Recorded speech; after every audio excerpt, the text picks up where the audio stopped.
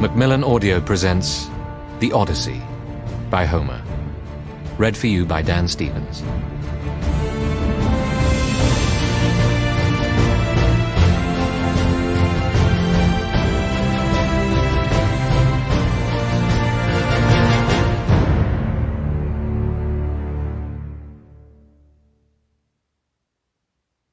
Book 1. A Goddess Intervenes.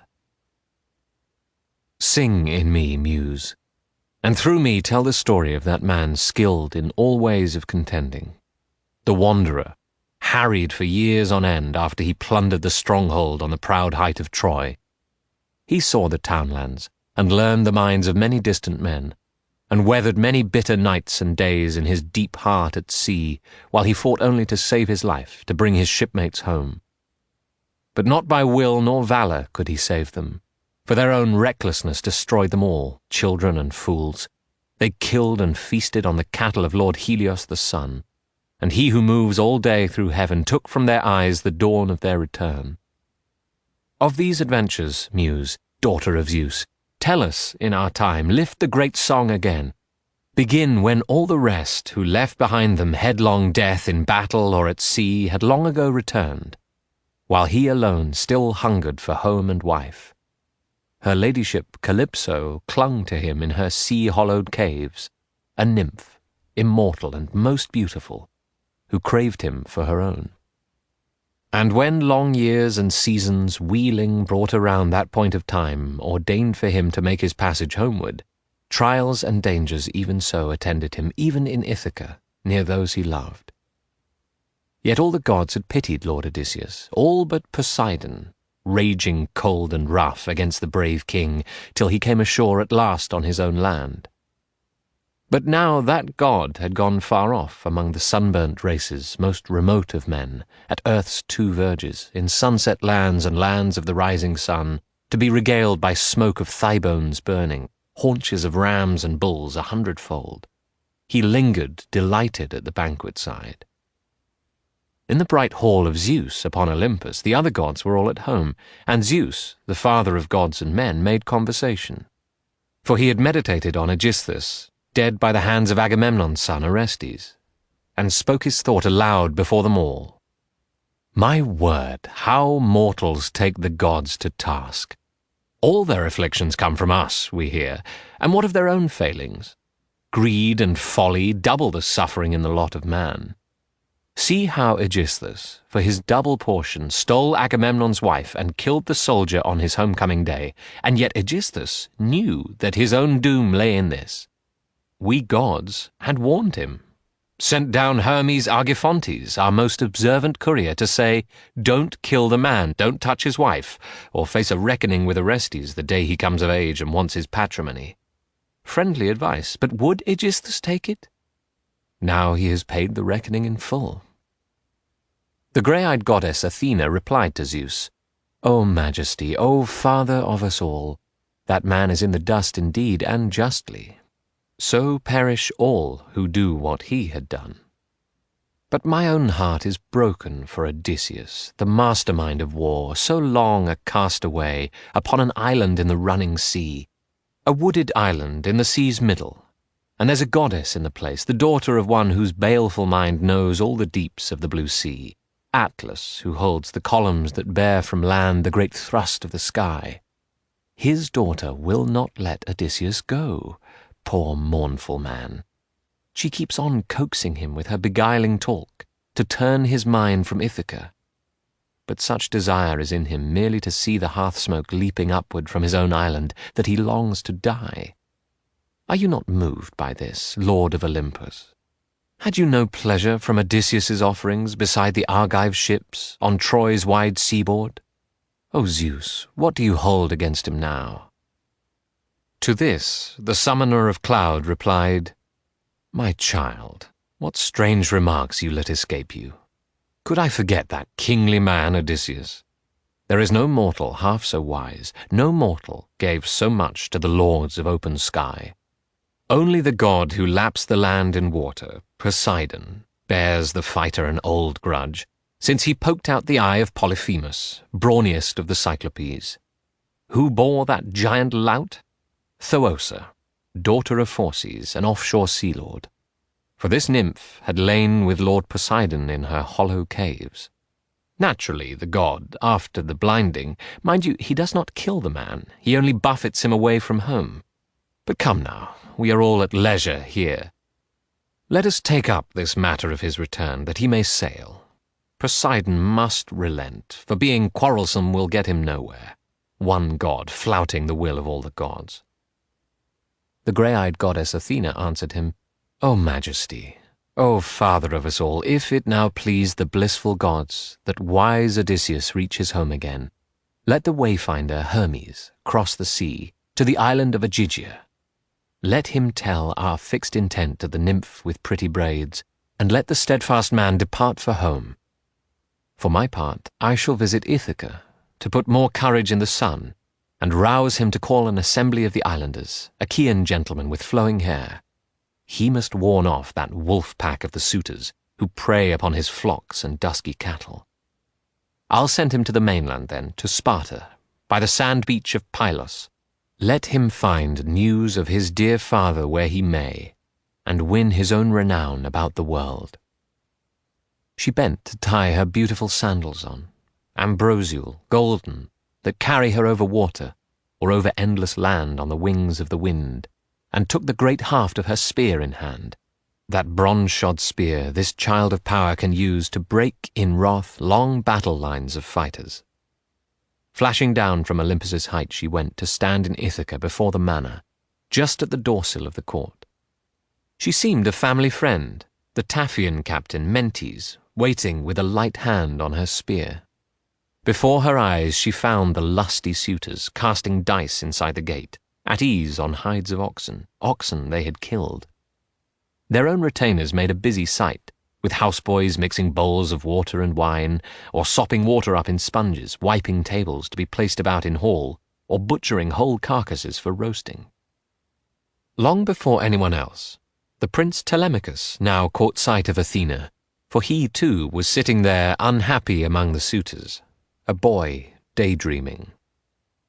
What if his great father came from the unknown world and drove these men like dead leaves through the place, recovering honor and lordship in his own domains? Then he who dreamed in the crowd gazed out at Athena. Straight to the door he came, irked with himself to think a visitor had been kept there waiting, and took her right hand, grasping with his left her tall bronze-bladed spear. Then he said warmly, Greetings, stranger, welcome to our feast. There will be time to tell your errand later. He led the way, and Pallas Athena followed into the lofty hall. The boy reached up and thrust her spear high in a polished rack against a pillar where tough spear on spear of the old soldier, his father, stood in order. Then, shaking out a splendid coverlet, he seated her on a throne with footrest, all finely carved, and drew his painted armchair near her, at a distance from the rest. To be amid the din, the suitors' riot, would ruin his guest's appetite, he thought, and he wished privacy to ask for news about his father, gone for years. A maid brought them a silver finger bowl and filled it out of a beautiful spouting golden jug, then drew a polished table to their side. The larder mistress with her tray came by and served them generously. A carver lifted cuts of each roast meat to put on trenchers before the two. He gave them cups of gold, and these the steward, as he went his rounds, filled and filled again. Now came the suitors, young bloods trooping into their own seats, on thrones or easy chairs. Attendants poured water over their fingers, while the maids piled baskets full of brown loaves near at hand, and houseboys brimmed the bowls with wine. Now they laid hands upon the ready feast, and thought of nothing more. Not till desire for food and drink had left them were they mindful of dance and song that are the grace of feasting. A herald gave a shapely cithern harp to Phemius, whom they compelled to sing, and what a storm he plucked upon the strings for prelude. High and clear the song arose. Telemachus now spoke to grey-eyed Athena, his head bent close so no one else might hear. Dear guest, will this offend you if I speak? It is easy for these men to like these things, harping and song. They have an easy life, scot-free, eating the livestock of another. A man whose bones are rotting somewhere now, white in the rain on dark earth where they lie, or tumbling in the groundswell of the sea. If he returned, if these men ever saw him, faster legs they'd pray for to a man, and not more wealth in handsome robes or gold. But he is lost. He came to grief and perished, and there's no help for us in someone's hoping he still may come. That sun has long gone down. But tell me now, and put it for me clearly, who are you? Where do you come from? Where's your home and family? What kind of ship is yours? And what course brought you here? Who are your sailors? I don't suppose you walked here on the sea. Another thing, this too I ought to know. Is Ithaca new to you, or were you ever a guest here in the old days?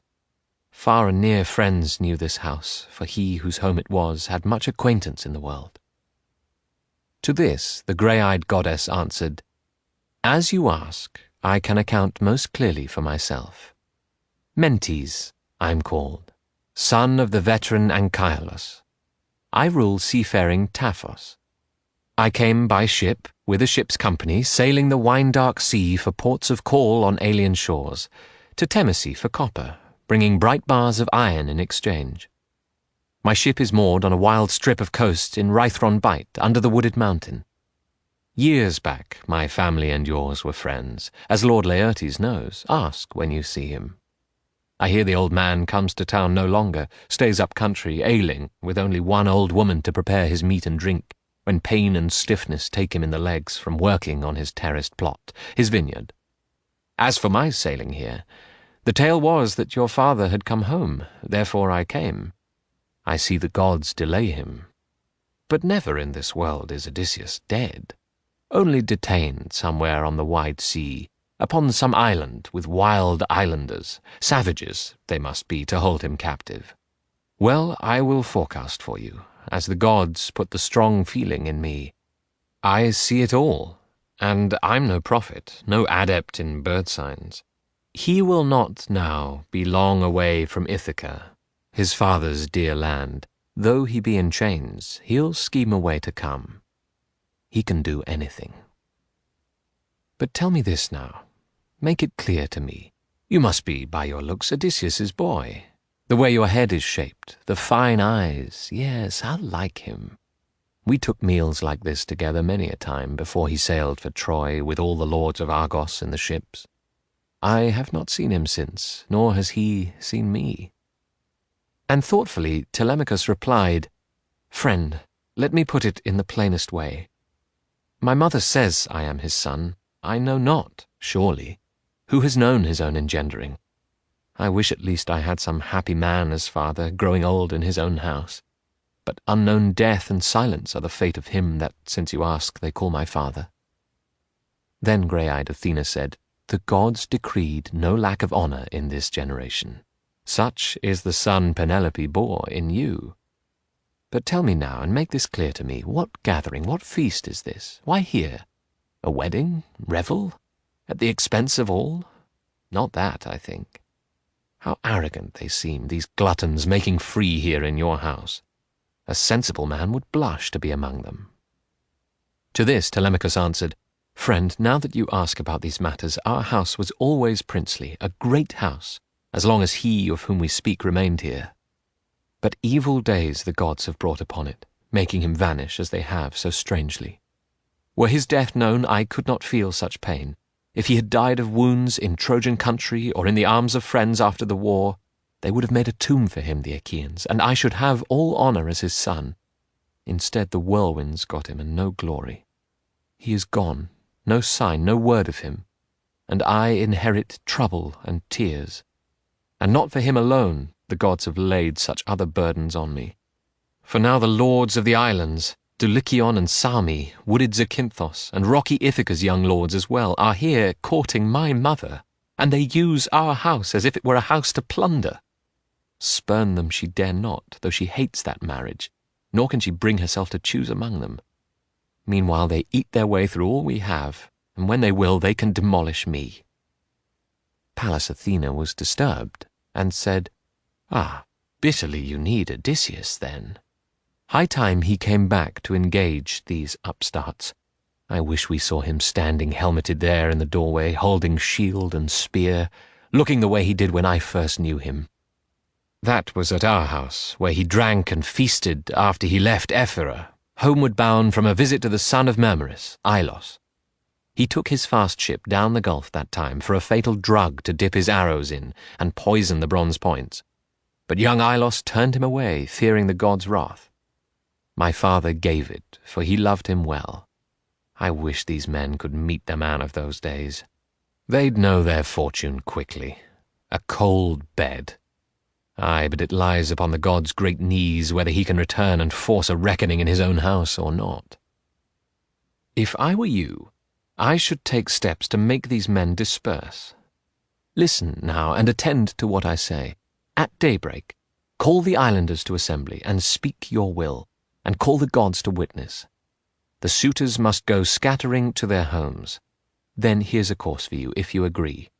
Get a sound craft afloat with 20 oars, and go abroad for news of your lost father, perhaps a traveller's tale or rumoured fame issued from Zeus abroad in the world of men.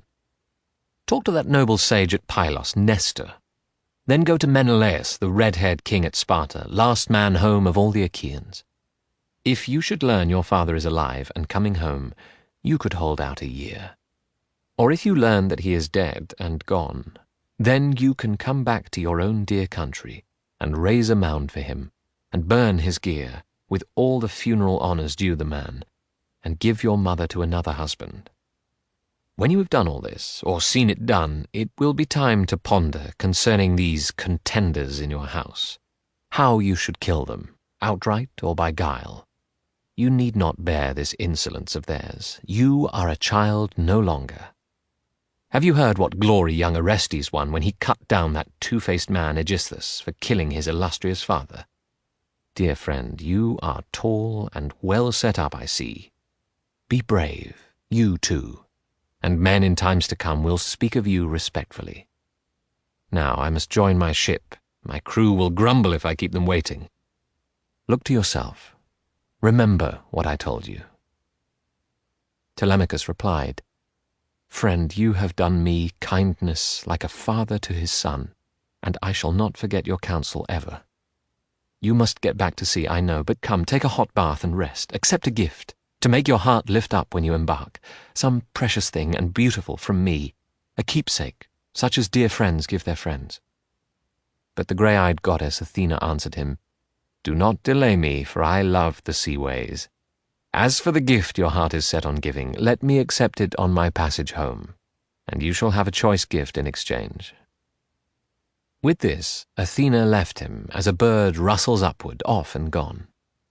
But as she went, she put new spirit in him, a new dream of his father, clearer now, so that he marvelled to himself, divining that a god had been his guest.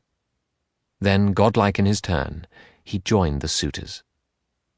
The famous minstrel still sang on before them, and they sat still and listened, while he sang that bitter song, the homecoming of Achaeans, how by Athena's will they fared from Troy. And in her high room, careful Penelope, Icarius's daughter, heeded the holy song. She came then, down the long stairs of her house, this beautiful lady, with 2 maids in train, attending her as she approached the suitors. And near a pillar of the roof she paused, her shining veil drawn over across her cheeks, the 2 girls close to her and still, and through her tears spoke to the noble minstrel. Phemius, other spells you know, high deeds of gods and heroes as the poets tell them. Let these men hear some other. Let them sit silent and drink their wine, but sing no more this bitter tale that wears my heart away. It opens in me again the wound of longing for one incomparable ever in my mind. His fame all Hellas knows, and midland Argos. But Telemachus intervened and said to her, Mother, why do you grudge our own dear minstrel joy of song, wherever his thought may lead? Poets are not to blame, but Zeus, who gives what fate he pleases to adventurous men. Here is no reason for reproof. To sing the news of the Danaans? Men like best a song that rings like morning on the ear. But you must nerve yourself and try to listen. Odysseus was not the only one at Troy never to know the day of his homecoming. Others, how many others lost their lives? The lady gazed in wonder and withdrew, her son's clear wisdom echoing in her mind. But when she had mounted to her rooms again with her 2 handmaids, then she fell to weeping for Odysseus, her husband. Grey-eyed Athena presently cast a sweet sleep on her eyes. Meanwhile the din grew loud in the shadowy hall, as every suitor swore to lie beside her. But Telemachus turned now and spoke to them. "You, suitors of my mother, insolent men, now we have dined, let us have entertainment and no more shouting. There can be no pleasure so fair as giving heed to a great minstrel like ours, whose voice itself is pure delight. At daybreak we shall sit down in assembly, and I shall tell you, take it as you will, you are to leave this hall. Go feasting elsewhere, consume your own stores, turn and turn about, use one another's houses. If you choose to slaughter one man's livestock and pay nothing, this is rapine, and by the eternal gods I beg Zeus you shall get what you deserve. A slaughter here and nothing paid for it." By now their teeth seemed fixed in their underlips. Telemachus's bold speaking stunned them so. Antinous, Eupeithes' son, made answer. "Telemachus, no doubt the gods themselves are teaching you this high and mighty manner. Zeus forbid you should be king in Ithaca, though you are eligible as your father's son." Telemachus kept his head and answered him, "Antinous, you may not like my answer, but I would happily be king if Zeus conferred the prize. Or do you think it wretched? I shouldn't call it bad at all. A king will be respected, and his house will flourish. But there are eligible men enough, heaven knows, on the island, young and old, and one of them perhaps may come to power after the death of King Odysseus. All I insist on is that I rule our house and rule the slaves my father won for me." Eurymachus, Polybus's son, replied, "Telemachus, it is on the gods' great knees who will be king in sea-girt Ithaca. But keep your property and rule your house, and let no man against your will make havoc of your possessions while there's life on Ithaca. But now, my brave young friend, a question or two about the stranger. Where did your guest come from? Of what country? Where does he say his home is and his family? Has he some message of your father's coming, or business of his own asking a favour? He left so quickly that one hadn't time to meet him, but he seemed a gentleman." Telemachus made answer, cool enough. "Eurymachus, there's no hope for my father. I would not trust a message if one came, nor any forecaster my mother invites to tell by divination of time to come.